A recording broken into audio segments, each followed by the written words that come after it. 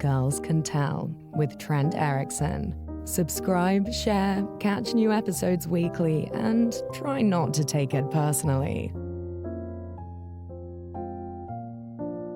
It's New Year's Eve. Your phone's blowing up with posts full of smiling couples holding champagne, matching outfits, and midnight kisses. Can't wait to spend another year with you captions and heart emojis. And you're sitting there alone, scrolling through all of it. You might be thinking, another year and I'm still single. What am I doing wrong? And if that's you, here's what you need to remember. You're not seeing the whole picture.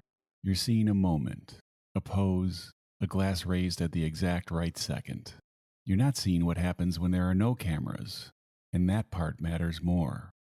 It's the end of the year, you're alone, on a couch, scrolling through endless Happy New Year posts, couples in sparkly outfits, resolutions, inspirational quotes about gratitude and fresh starts. If you're alone, looking back on the past year can go one of two ways. You're either relieved or you're wrecked. Sometimes, like in my case, it's, thank God I'm not with them anymore. Sometimes it's, I wish I still was. Your mood heavily influenced by two things: who you were with last year on this night and who you're with this year.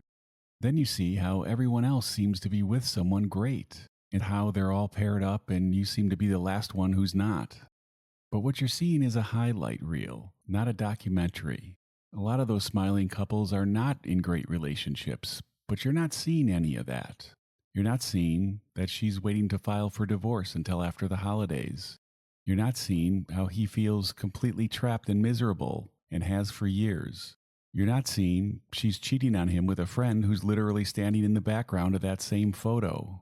Nobody posts the part where they cry in the bathroom between courses. Nobody sees the part where they sleep in separate bedrooms. You don't see the couple who only stayed together because of an accidental pregnancy. You don't see the guy who had a breakdown in his car last week because the idea of walking back into that house to her again feels unbearable. You don't see her staring at the door, dreading the sound of his key in the lock. You see the champagne toast. You don't see the fight in the car because the gas tank was empty, or the silent ride after he said something cruel to her friend. You don't see the resentment, the shouting, the unspoken "how did we get here" of two people who stopped loving each other a long time ago, but haven't figured out how to leave. Those parts are all off camera. I've been the guy in the photo, smiling for the camera while everything was falling apart.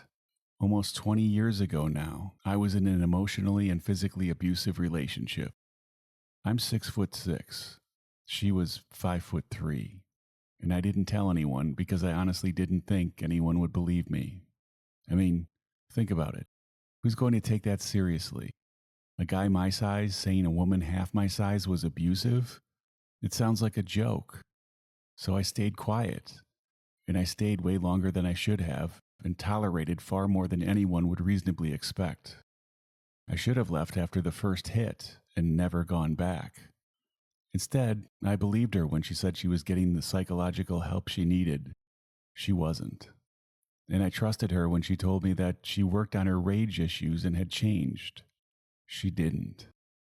When you're with someone like that and you can't see a way out yet, you're forced to pretend. You smile for the pictures, you show up at the parties, and you act like everything's fine, because leaving somehow feels impossible. Until one day you finally get your chance to escape their abuse. Something happens inside, and for the first time in years, you have hope. And when that chance shows up, you take it. And you promise yourself, if you can just get out of this impossible situation and away from this toxic person, you'll never put yourself in that position again. And you don't. A lot of those New Year's Eve photos you're seeing are people pretending, people trapped, people who don't know how to leave or don't think anyone would believe them if they tried, people who can't see a way out, people just like me. I'm here to tell you there is a way out. It won't be easy, but it will be worth it.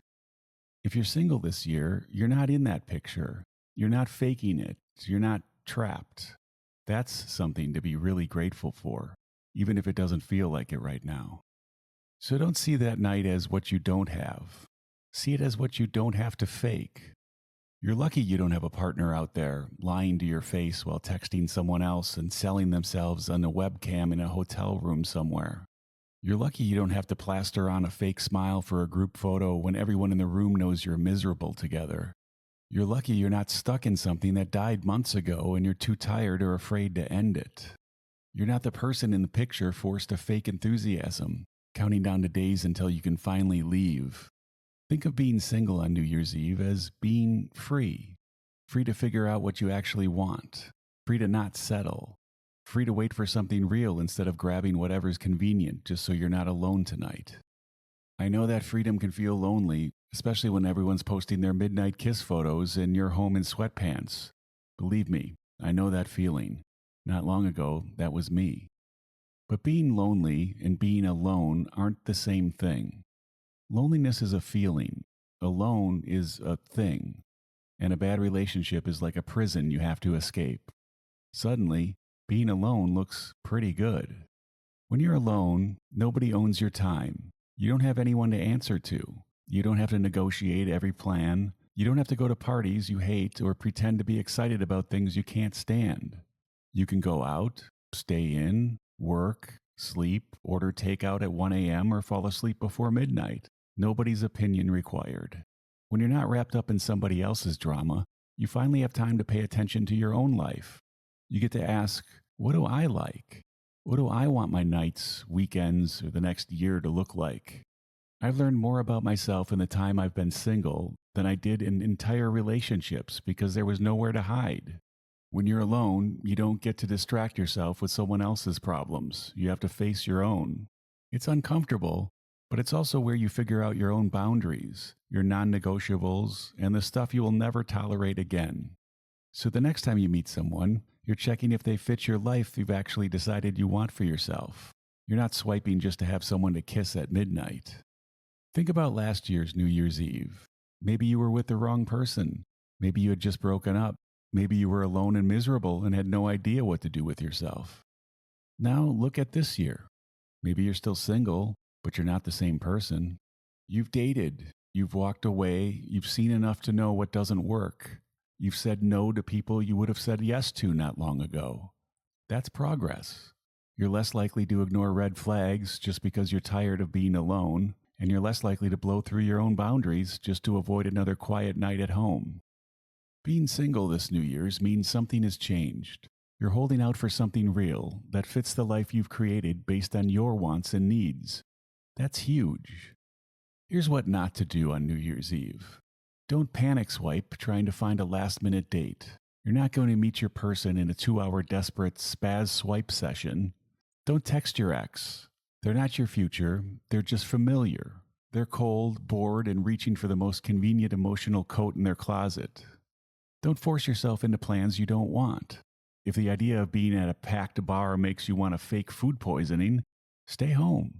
Bad company is worse than no company. And don't decide your whole year is ruined because there's nobody to kiss at midnight. That's 1 second on a man-made calendar. You can survive a second, right? Here's what you can do instead. If you want to go out, go somewhere you actually like with people you want to spend your time with. If you want to stay in, stay in. Watch a movie, cook something, order a pizza, go to bed at 10:30. Nobody's there to tell you what to do. If you want people around, pick something low pressure. A friend's place, games, movies, takeout, the kind of night where you could forget it's even New Year's Eve. Normal connection is enough. You don't need fireworks. New Year's Eve is just a date. It only has the meaning and power you decide to give it. Now, about next year. I'm not going to sit here and tell you 2026 is going to be your year, because none of us know that. Maybe you meet someone in February and by next December, you're the one genuinely happy in those couple photos. Maybe 2026 is more bad dates, more bad swiping, more what the hell is wrong with people. But the fact of the matter is, you made it through 2025. You're still here, and you're still putting in effort. You're still open, even if you're guarded and exhausted and eye-rolly half the time. That still counts. Maybe 2026 is the year you meet someone great. Maybe it's the year you finally stop caring what anyone else thinks about your relationship status. Or maybe it's the year you practice walking away sooner. Any of those are a win. Be okay with being with yourself. You don't have anyone to answer to. You get to pursue what you want, when you want, for as long as you want. That freedom might feel sad for one night, but it's kind of what makes you ready for when the right person finally does come around, because you didn't fill the space with the wrong one. So if you're single on New Year's Eve, here's what you might need to hear. You're not missing what you think you're missing. A lot of those smiling couples are faking it. Plenty of them will be broken up by March. You're seeing a second where everyone is required by law to look happy. You're not seeing the car ride home, the silence, the arguments, the how did we end up here tension. And you're lucky you're not living that. Being single on this one night just means you're holding out for someone who's worth your time. And when you find it, you won't have to pose for the camera and hope it looks real, because it will be. If you want to tell me your actual New Year's Eve plans, good, bad, solo, whatever, I'd love to hear them. You can email us at girlscantellepodcast@gmail.com or DM me on the socials at Trent Erickson. Happy New Year, and I look forward to seeing you all in 2026. And I promise, you're going to be okay.